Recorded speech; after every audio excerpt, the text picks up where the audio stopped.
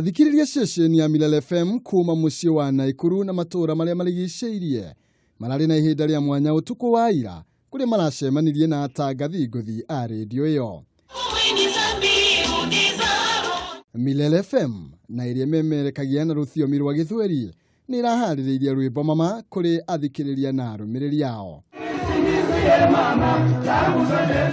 Arĩa marekinyĩtie rwĩmbo-inĩ rũrũ mararĩ na ihinda rĩa gũkena mere na kuna o mũndũ na ikinya rĩake, na rĩrĩa memerekia maraumĩrire mbere ya athikiriria ao. Thank you very much. Mimi naitwa Ole Matope kutoka Kasi Mpango, na wale waniangalia wasema nimekonda. Maandiko inasema njia ya kwenda mbinguni ni nyembamba. Ni sisi.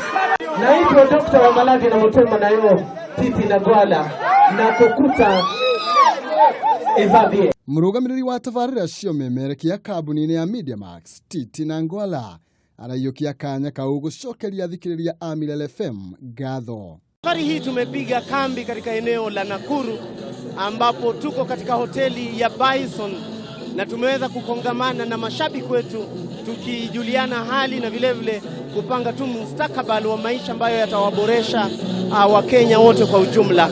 Na ningependa mimi kwa niaba ya wafanyikazi wote wa Milele FM kurejesha shukrani zangu za dhati kwa wale wote ambao wameweza kufika hapa Hotel Bison kwa rumba na